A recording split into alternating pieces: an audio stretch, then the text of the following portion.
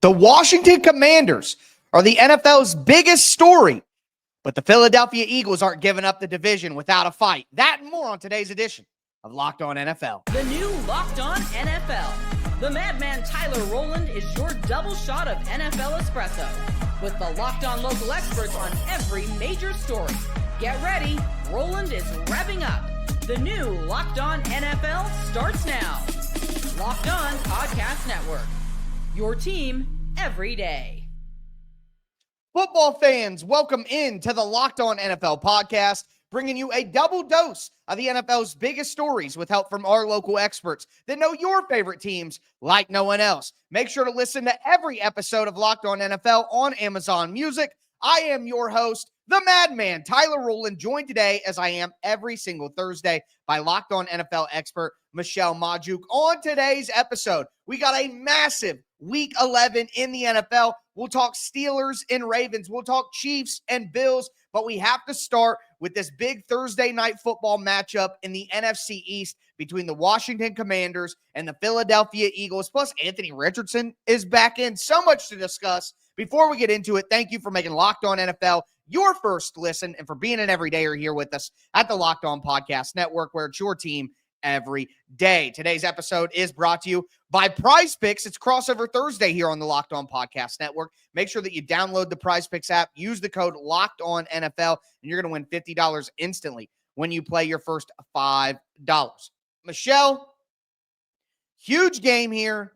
Eagles against the Commanders for NFC East supremacy. I don't think that the Eagles are ready to hand this title over to the Commanders just yet. Yeah, I think the Eagles are really playing their best right now. And the Commanders are not, right? They started off hot, but they only beat the Bears because of a crazy Hail Mary at the end.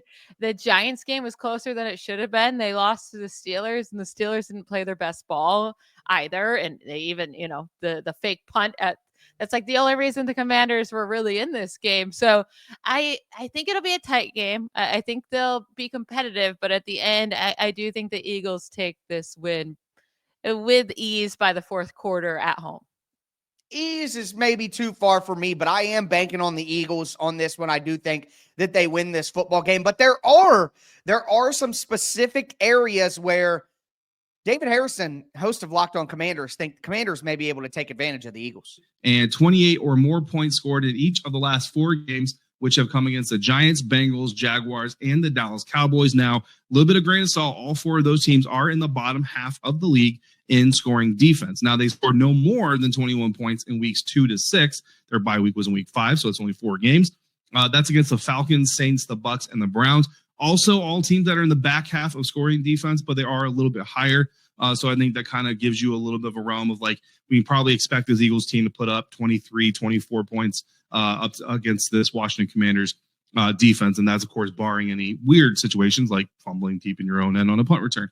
Jalen Hurts has been sacked 26 times in 9 games this season, the 4th highest among quarterbacks with less than 10 games played. So there are some quarterbacks that have been sacked more that have played a full 10 games this season because they haven't had their bye week yet. His pressure to sack percentage is 21.1%. That's the 12th highest among qualified quarterbacks. The offensive line has the 2nd lowest pass blocking efficiency rating.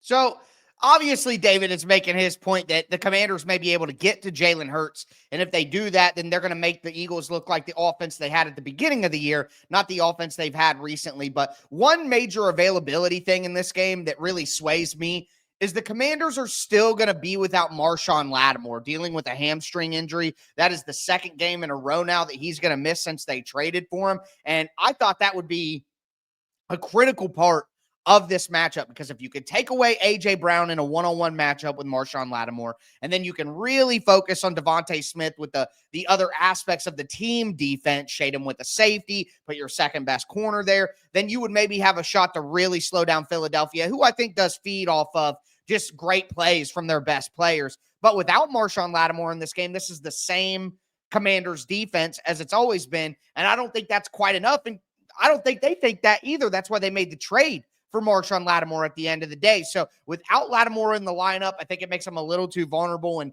again, like we said earlier, I'm going with the Eagles in this one. The big brother holds the little brother down for a little bit longer.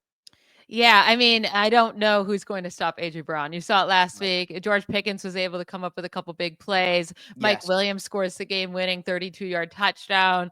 A.J. Brown just going to eat them up for lunch, breakfast, and dinner.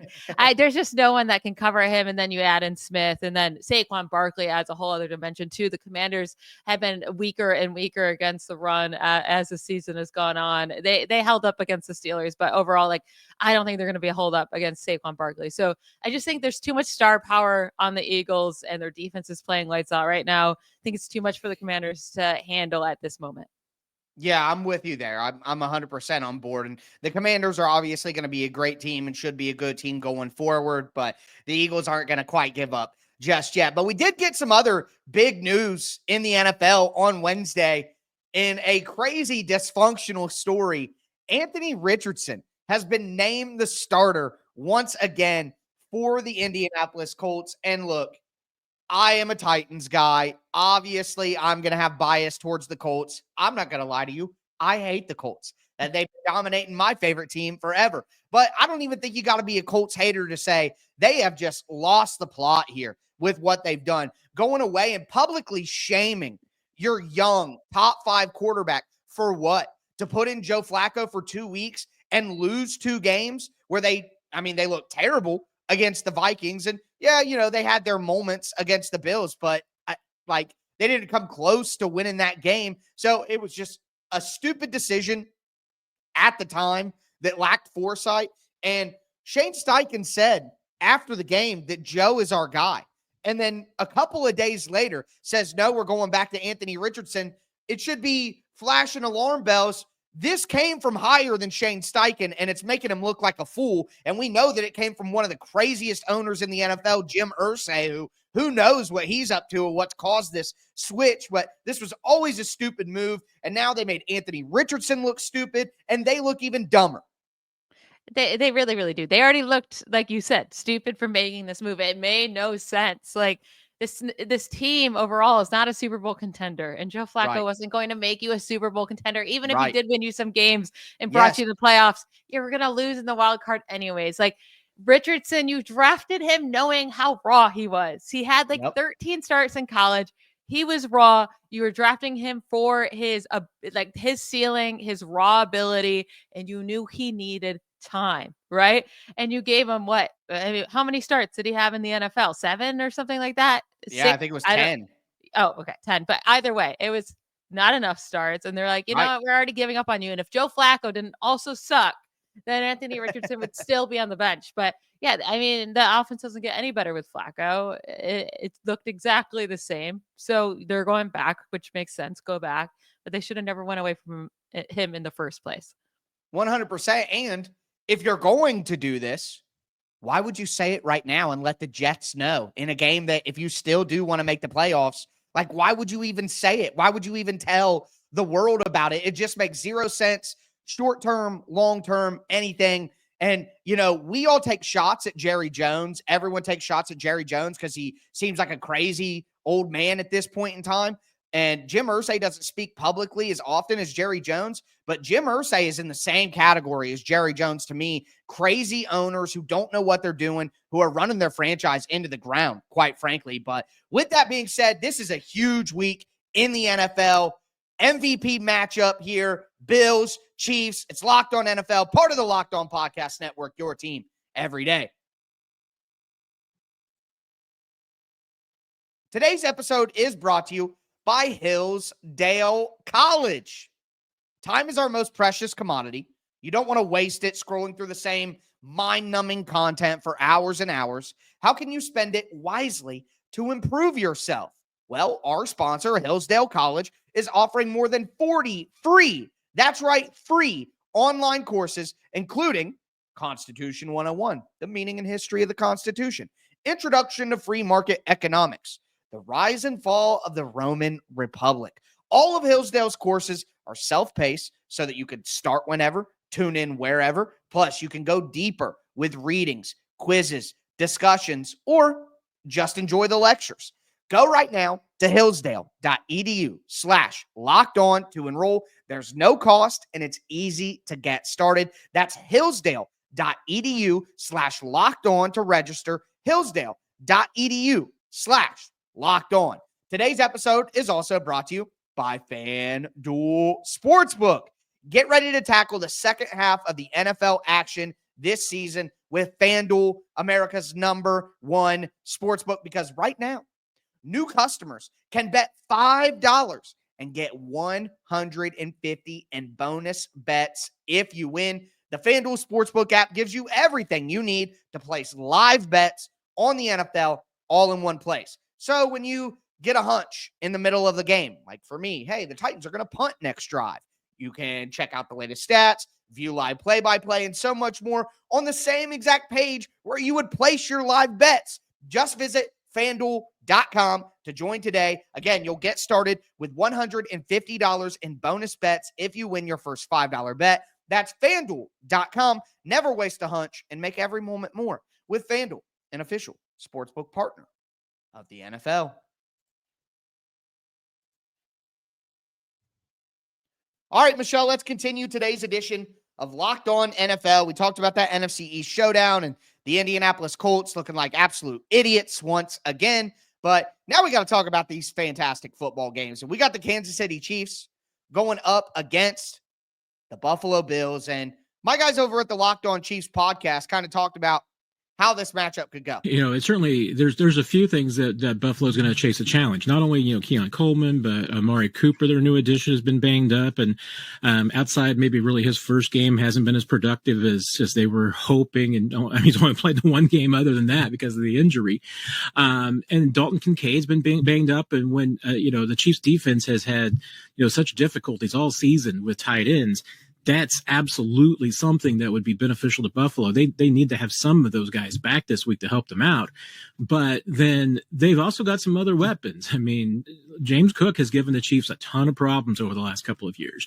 He had a really good game in that playoff game last year. That's why one of the things that made it close was Buffalo's ability to run the football. They had 182 yards on the ground between Cook and Josh Allen. So there's things that Buffalo can still do even when they're banged up. Michelle, going into this game, before we talk about who we think is going to win it, I know that you have some questions about this season's Kansas City Chiefs. I really, really do. I mean, they've won 7 of their games by 1 possession. They're just getting so lucky, right? Like, I do think the luckiest player in the NFL is Patrick Mahomes, right? Anytime he needs something to go his way, he does. And like, he had nothing to do with that win last week, but he's going to get the win because there is just something on that man's side always. But also, like, this 9-0 team, what's really funny is that they're going into this week as underdogs, right? As betting underdogs, -2 against the Bills. Or +2 against the Bills. Do you know the last time an undefeated team went into a game in week 11 or later where they were the betting underdog? It was the 2013 Kansas City Chiefs. Oh. They entered week 11 9-0. They're going up against the Broncos, Peyton Manning's Broncos. They were underdogs. They lost that game by 10 points. They went on to win only 2 more games that year. 2 more games the rest of the season, finished 11-5, lost in the wild card round. They were actually so much better than this team. They had a +104 point differential. This year, they have a +58. That year, they had a +15 turnover differential heading into week 11. This year, -4. Like, this is not a 9-0 team. Like, they're not even that good of a team. I'm not saying they can't make a run in the playoffs like they did last year, but they're not a good team right now. And until they pick it up, like, this team's not 9-0.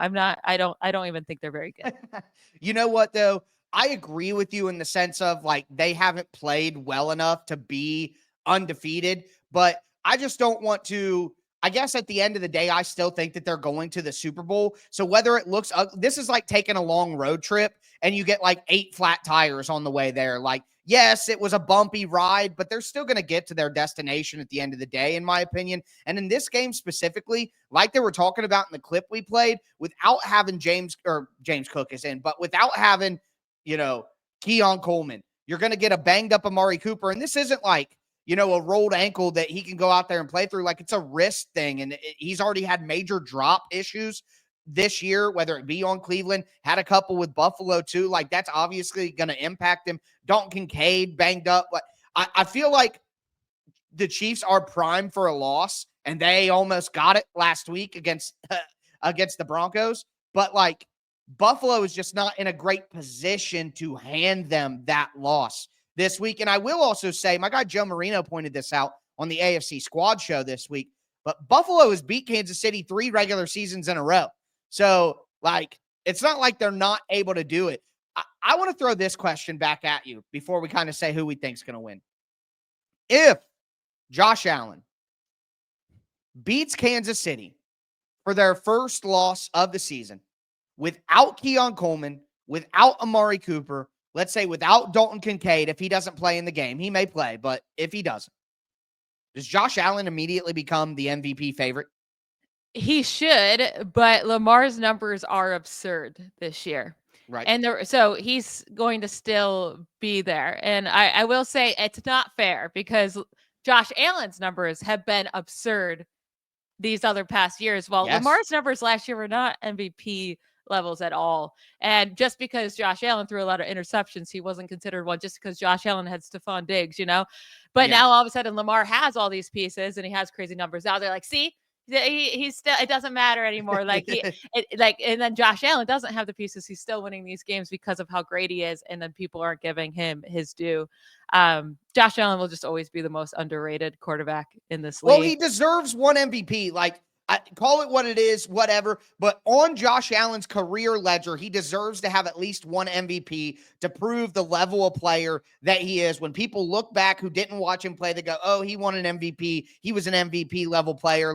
Lamar has 2. Lamar's playing great. But if Josh Allen goes and does this and they get the number 1 seed in the AFC or they get a top 3 seed in the AFC and they're clearly going to win the division, give Josh Allen the MVP, man. He deserves one. But I actually think that the Chiefs win this game because I'm worried about the injuries on Buffalo's offense. I don't think they're going to have quite enough. I think that Kansas City uses that voodoo magic once again and finds a way to win this one. I don't think so. I think the Bills win. I understand the worries about them on offense and their injuries, but I mean, still, it's not like they've had these great offensive pieces all year long, right? And they're averaging 36 points per game at home this year. And their defense is really good. Mahomes is not putting up big numbers. They're not scoring a lot of points. So I think as long as the Bills can put up 20, 23 points, they're going to win this game. And I think they'll do that. Man, I can't wait. Such a great weekend of football. All of these games that we're talking about are just such excellent, excellent football games. It's so, so exciting. But Steelers, Ravens, may be the best game of the weekend. We haven't even got there yet. Chargers, Bengals in prime time. So much to discuss. It's Locked On NFL, part of the Locked On Podcast Network, your team every day. Today's episode is brought to you by Prize Picks. Look, Prize Picks makes daily fantasy sports so simple, so much fun. That's why they have over 10 million active members and billions of dollars in awarded winnings. All you have to do is pick more or less on at least 2 players for a shot to win up to 100 times your cash. You can run your game all season long on Prize Picks. I personally love Prize Picks again because it's just so easy. Here's how it works. You pick 2 to 6 players and you say whether they're going to do more or less than the Prize Picks projection. So it'd be, for example, Jamar Chase, 79.5 receiving yards. Patrick Mahomes, 1.5 passing touchdowns. Travis Kelce, 59.5 receiving yards. Saquon Barkley, 79.5 rushing yards. That's it, more or less. Make sure that you download the Prize Picks app today. Use the code LOCKEDONNFL. You're going to get $50 instantly after you play your first $5 lineup. Download the Prize Picks app today. Use the code LOCKEDONNFL to get $50 instantly after you play your first $5 lineup. It's Prize Picks. Run your game. All right, Michelle, let's cap off today's edition of Locked On NFL. Talked about this big Thursday night football game in the NFC East, the Colts being idiots, the Chiefs against the Bills, which might be the biggest game of the week. And if it's not that, it's the Steelers against the Ravens. Before we dive in, though, thank you for making Locked On NFL your first listen. Make sure you check out the afternoon edition of Locked On NFL with Tony Wiggins in the barbershop. Great conversation coming from Tony. So much respect for the OG Tony Wiggins, one of the best out there doing it. I'm sure you guys will enjoy that episode as well. But looking at this game between the Steelers and the Ravens, it's going to be a bloodbath, but if it turns into a shootout, the Steelers may be equipped to still win that kind of game. And my guys over at Locked On Steelers, hosted by Chris Carter, talked about exactly that. Because this offense is now averaging 30.3 points per game when Russell Wilson starts. Yes, small sample size, and the Commanders are probably the first good team they played during that stretch, but they're still putting up points and putting them up in the times that they needed.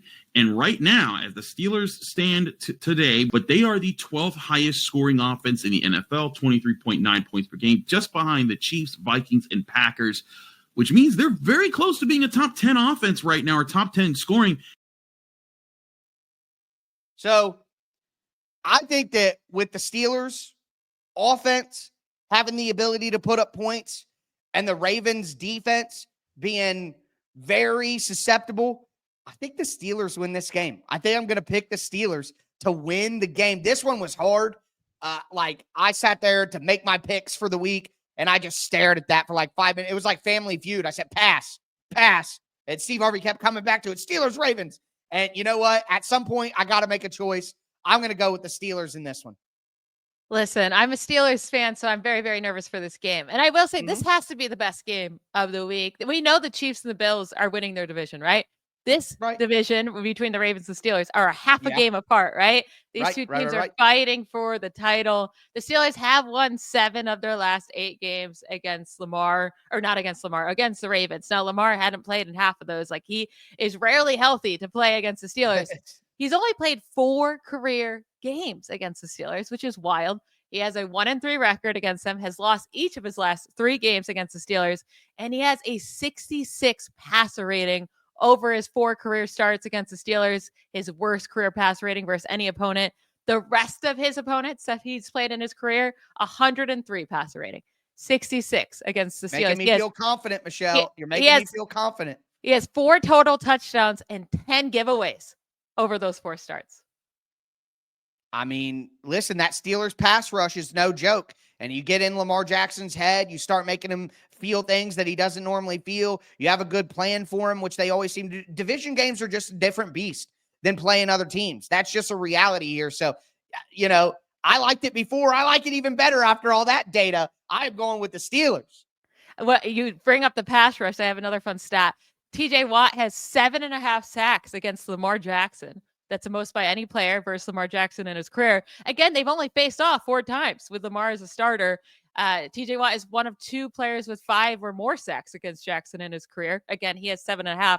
The other guy is Myles Garrett, who has 5.5, but he's played against him 11 times compared to Watt's 4 times. So TJ Watt has owned Lamar Jackson. Yeah, that's almost 2 sacks per game against him. And it's because TJ Watt is a freak athlete in and of himself. So it's like Lamar Jackson usually out-athletes everybody on the field. And listen, Lamar Jackson is a better athlete than TJ Watt. But I mean, Watt is about as athletic as it gets. So that makes me feel even better about this, Michelle. I'm going with the Steelers. You got to make a pick right now. Put it on wax. Steelers or Ravens? Oh my goodness. I'm going to go with the Steelers, but I'm going to be sweating. I think I'm going to lose some years of my life while watching this game. That's what I'll say. Absolutely. I also want to say, yeah, Lamar hasn't played the Steelers a ton because get that man some vitamin C. He's sick more than anybody I've ever seen. He's got IBS or something he's running off the field every game down into the locker room and coming back. Like, somebody help that man out. All right. Get him some Tums, I can see, I know it when I see it. That's all I'll say about that. But looking at the other great game that has a participant from the AFC North, it's the Bengals and the Chargers. And with the Bengals being at 4-6 and the Chargers being at 6-3, this is a big moment for the Bengals where if they want to win that wild card spot, they're going to have to win this game. And going up against a Chargers team that's really rolling right now, my guys from Locked On Chargers talked about that. David, what is your magic number right now? Yeah, I think right now looking at it and looking at kind of the teams that are in the race, that are still kind of on that bubble, you're looking at the Broncos, the Colts, and the Bengals really, kind of fighting things out there. And then the Jets are really kind of on the outside looking in, with 3 wins. But the AFC conference has been pretty light. And so far, yeah, the Chargers have had a light schedule, but they've done a good enough job to handle their business. So for me, looking at this and looking at who they have on their schedule for the rest of the season, I think if they get to 10 wins, that they could feel really good about making the playoffs. But for me, if you just want to stamp it and not really have any bad feelings about it, I think it's 11. So for me, get to 11 wins, and then I think you can feel 100% that the Chargers will be in the playoffs in year one with Coach Harbaugh. I agree. 11 wins absolutely get you in. And not only does winning this game against the Bengals get them really on a great trajectory of the rest of the schedule to hit that 11 wins and at minimum 10, but also it kind of helps out their division mate, the Denver Broncos, because if the Bengals are 4-7 and the Broncos are 5-5 with a game against each other later on this season, like, I don't know if the Bengals come back from 4-7. They put the nail in the coffin, which helps the Broncos. But if the Chargers were to take a little bit of a tumble at any point in time, then that would help them out as well. I mean, this is a massive game for that final wild card spot in the AFC. No, this is a must-win game for sure for the Bengals. I feel so bad for Joe Burrow because he's playing lights out, right? He's playing great football, and his defense is terrible.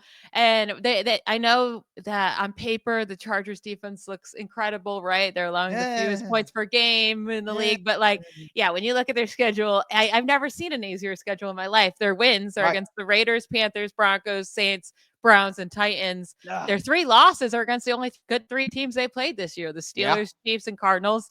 And again, those 3 teams are not offensive juggernauts. Juggernauts. Like the Steelers that were playing Justin Fields then, right? And they still put up 20 points against them. The Chiefs haven't been a consistent offense all year long. The Cardinals are up and down too. So it's not like the Chargers have had no competition when it comes to facing good offenses. This will be their first true competition back to back. They get the Bengals and the Ravens. We'll see who they really are these next 2 weeks. 100%. We're going to know who the Chargers are for sure after these next few weeks, and I'm excited to get that answer. But you do got to give Jim Harbaugh credit. He beats the teams that he should beat, and he's competitive with the teams that are tough, and that's all that you could ask for with what we saw from the Chargers last year, getting a top 5 pick. So he definitely should be. I know that the Chargers aren't incredible this year, but 6-3, and if they win one of these 2 games, I think Jim Harbaugh has to be squarely in the conversation for Coach of the Year. I know that Dan Quinn, probably the leader in that right now, maybe Kevin O'Connell. You know, there's a lot of football left, but I just think Jim Harbaugh deserves a lot of credit for consistently having his team ready to play. They play like a professional football team with the talent that they have. Everybody said, hey, they just need an adult, or at least I said, they need an adult in the room, someone to just make sure that they do the right things, and they'll be a good football team, and that's exactly where they're at. But can they make noise in the playoffs? That will be answered, I think, in the next 2 weeks. You're 100% right about that. But that is going to do it for today's edition of Locked On NFL. What an incredible week of football ahead. I'll be back with you guys tomorrow for a little FanDuel Friday, giving out my best bets of the week, and we'll talk about who wins this NFC East matchup on Thursday Night Football. But make sure that you get subscribed, stay subscribed for free year-round NFL content. It's part of the Locked On Podcast Network. It's your team every day. Check out the afternoon edition of Locked On NFL as well. But as we tell you guys every single Thursday, stay safe out there. Bye, y'all.